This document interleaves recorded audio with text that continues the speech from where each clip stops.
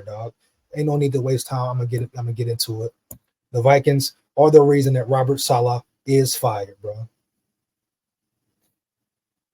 Definitely know that for sure. Definitely know that for sure, dog. Let's go, man. Robert Saleh, I mean, you knew he was gonna get fired, bro. It's pretty much inevitable, man. It was pretty much inevitable. Jets fire head coach Robert Saleh after 20-36 record in 3+ seasons. We are not here. We are not where we should be, and that's facts. And the Vikings have a lot to do with that, dog, which we saw it coming. I said it in my video about the major keys to victory. You saw it coming. I seen it coming. We knew Robert Saleh was going to be out of there, dog. Talked about it the whole week. The Jets were ready to fold. He had lost the locker room. Lost his veteran QB. Anytime you got a head coach and a quarterback going at it on the sidelines, it's a rift between them. It's friction between them. It's going to permeate through the locker room, period. The New York Jets have fired head coach Robert Saleh, according to ESPN's Adam Schefter.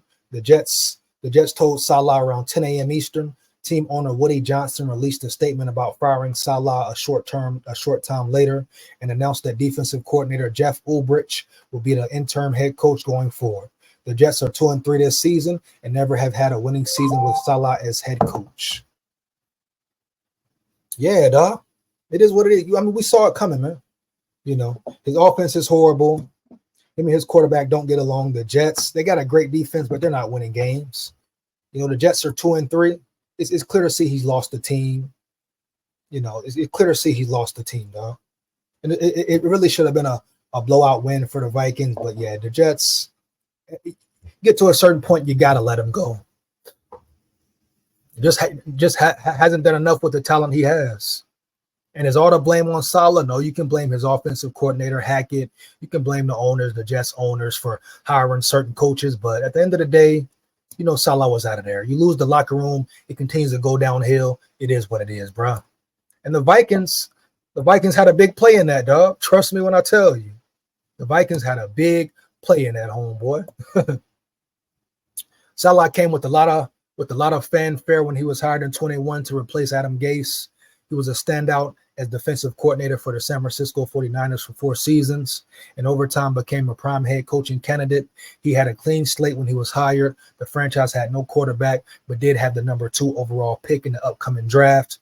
And with that number 2 pick, the Jets drafted Zach Wilson. Now, is that on Robert Saleh or is that on the GM and the Jets for drafting Zach Wilson, who was a bust?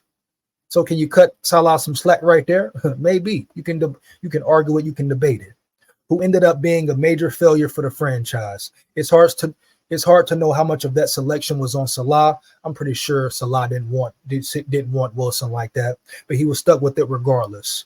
The firing caught Saleh by surprise, according to Fox Sports' Jay Glazer.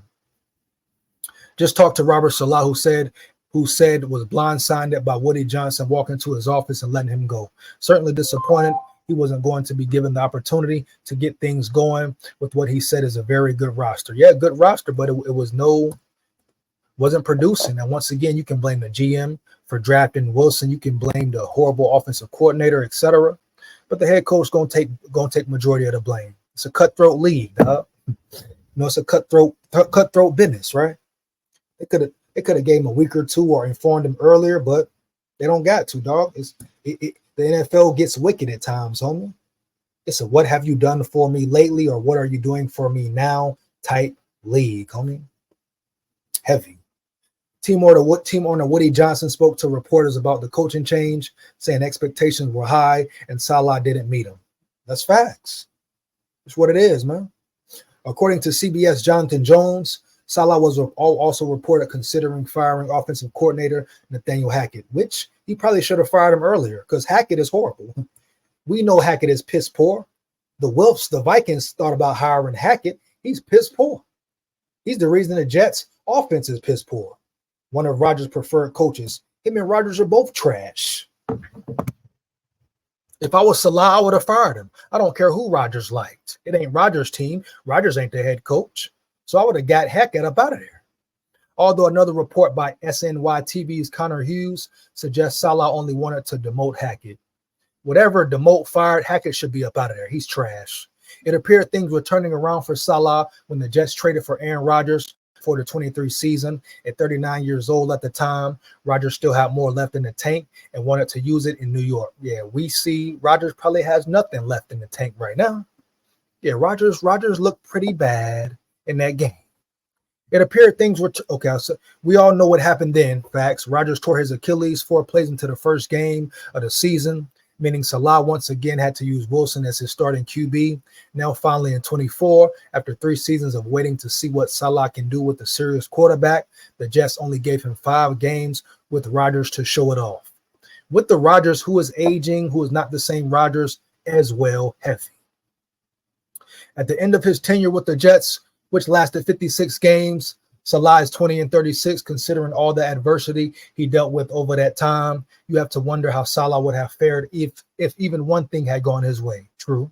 If he'd had a league average quarterback instead of Wilson when he began with the Jets, how different would the Jets be today?